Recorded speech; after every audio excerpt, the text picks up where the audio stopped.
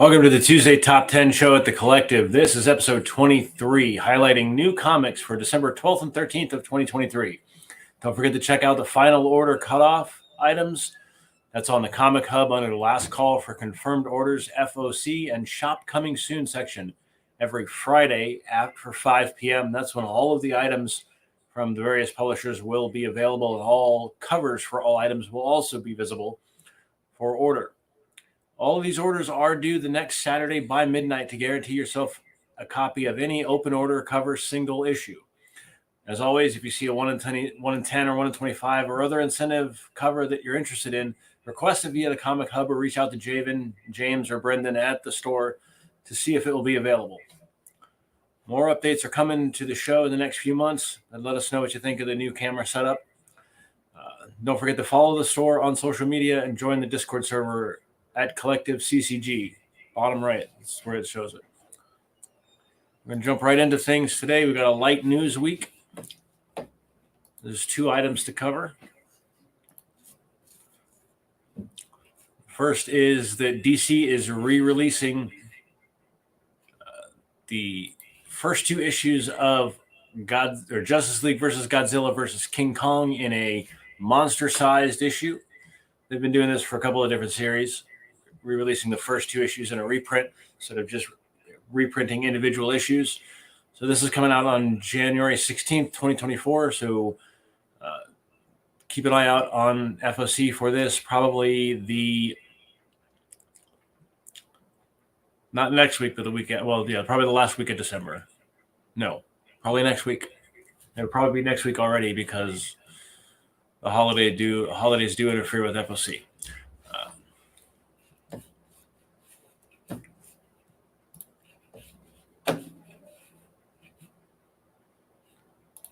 And the second item is the return of Constantine. Same writer, Cy Spurrier, same artist, Aaron Campbell, as from the previous series. Bringing back Constantine. This time he's on the run in America in an 8-issue miniseries. It's called Hellblazer: Dead in America. That'll also be releasing on January 16th, so keep an eye out on the FOC in the next week or so for that. All right, let's move right into just the one honorable mention I have for the week. All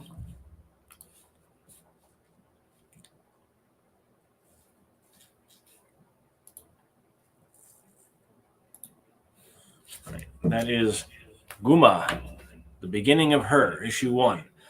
I think they picked this up because it's a very awesome Peach Momoko cover, but this is the story of a woman on the run from a gang of demons, both real and imagined, and finds the power to fight back. A very, very good Peach Momoko cover. There are 2 covers for this available in store. There's the regular and the 1 in 10 incentive, which is $8.99. Again, both Peach Momoko covers. That's Guma. I believe that's how you pronounce it. I don't know. The Beginning of Her. The art in there is pretty cool. Looks great. And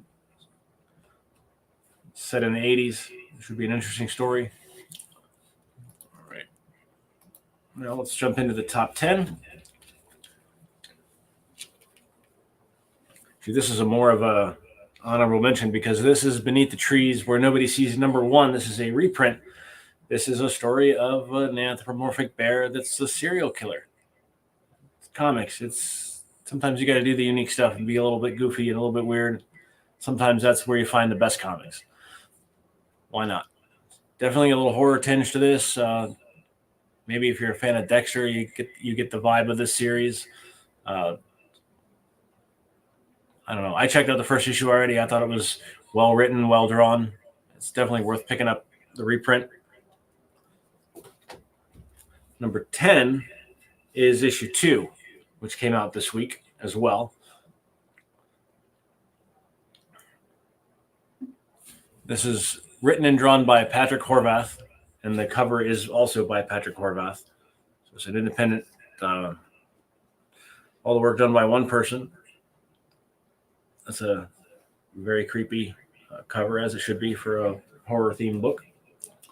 That's Beneath the Trees Where Nobody Sees number 2.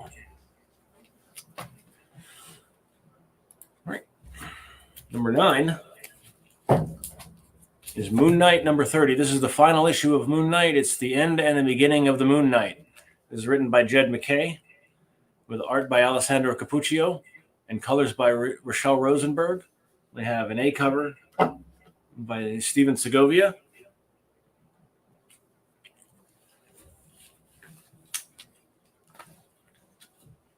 Have the Alessandro Cappuccio cover.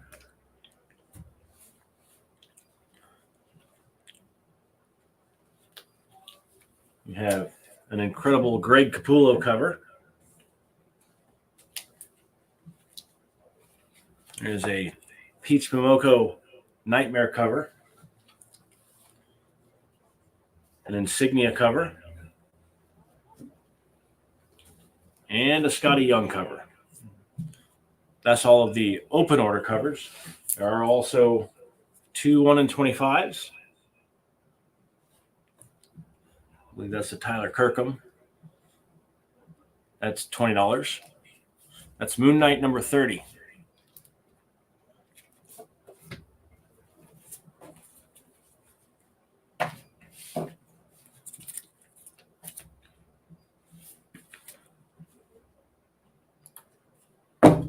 Number 8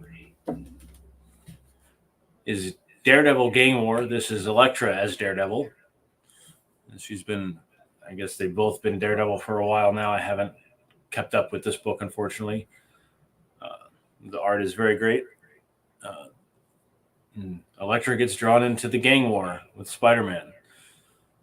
This is written by Erica Schultz, pencils by Sergio Fernandez Davila, inks by Sean Parsons, and colors by Cici Dela Cruz. So we have a Davila A cover,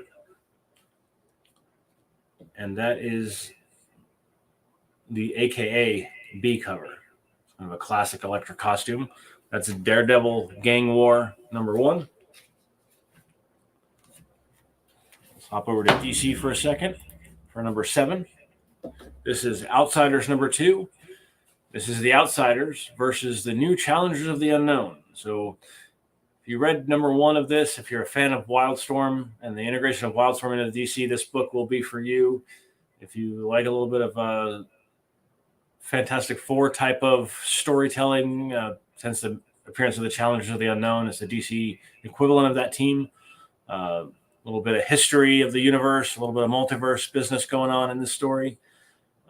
This book might be for you. If you missed issue 1, there should be some still in stock. And you can also pick up issue 2 this week. And this is written by Jackson Lansing and Colin Kelly, with art by Robert Carey. We have an A cover by Roger Cruz.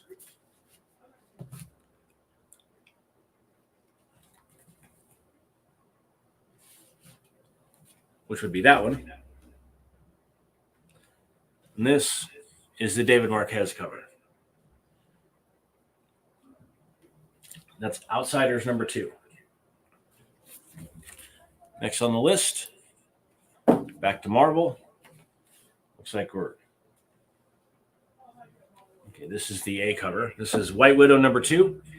This is Yelena Belova in a side story in suburbia with a day job, while also doing the same thing she always does as the Black Widow or White Widow. This is written by Sarah Gailey, with art by Alessandro Miracolo and colors by Matt Mila. And we have a David Marquez A cover and a Peach Momoko C cover. Those are the only 2 covers available. Number 5 is a return to a team-up by Brian Michael Bendis and Alex Maleev. These 2 have done a lot of work together, and this is a return to form for them. I've thumbed through this. I haven't read it yet. This looks fantastic. This is about a brilliant 16-year-old who pays for school with her inventions until a billionaire shows her where she really comes from. So a bit of a unique personal history character type of story. Again, written by Brian Michael Bendis, art by Alex Maleev, colors by Ian Herring. We have an Alex Maleev A cover. And we have a B cover by Tula Lote.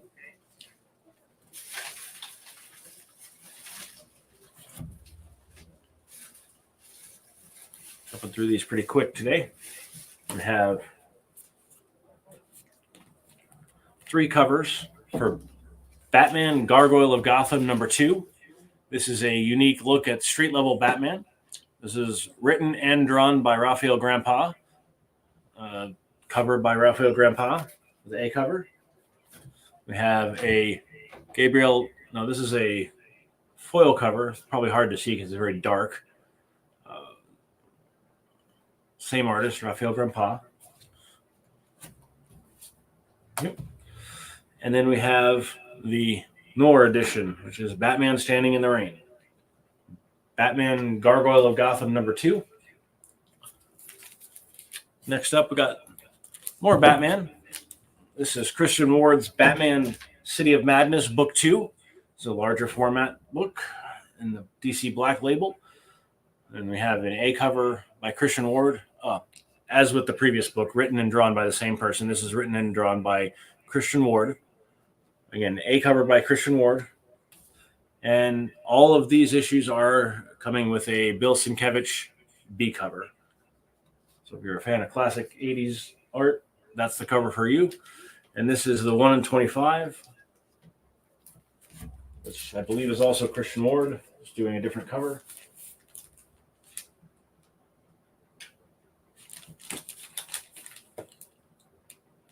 No. I should have been able to tell by the color palette. That's a Tula Lotte cover. 1 in 25, that's $20. All right. Trio of Batman books in the top 10.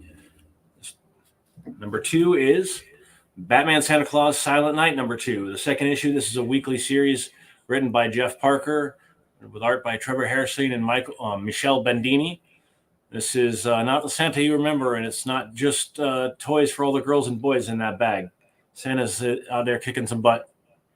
And Batman and Santa are fighting Krampus in Gotham. You got an A cover by Dan Mora and a Leslie Lyrics Lee B cover with Harley reading off a very long Christmas list to Santa, and Santa really looks like he wants no part of it. All right, number 1 on the list to finish up for the week is Spider-Gwen Smash. This is the newest miniseries for Spider-Gwen, where Gwen and the Mary Janes are on a multi-city rock tour. This is written by Melissa Flores with art by Enid Balam and inks by Elizabetta D'Amico and colors by Fernandito Cifuentes. We have as has become the regular thing for these miniseries for Gwen, we have the David Nakayama A cover. We have an Ivan Tao B cover.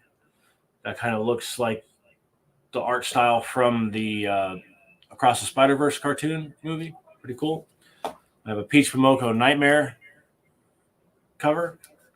The John Tyler Christopher Negative Spaces cover. That's actually a particularly great one. These covers have all been great. All of the John Tyler Christopher covers have been great. But this one is especially great. We have also the that's not a 1 in 10. That's the foil Peach Momoko cover. These are $9. And then there's a 1 in 25,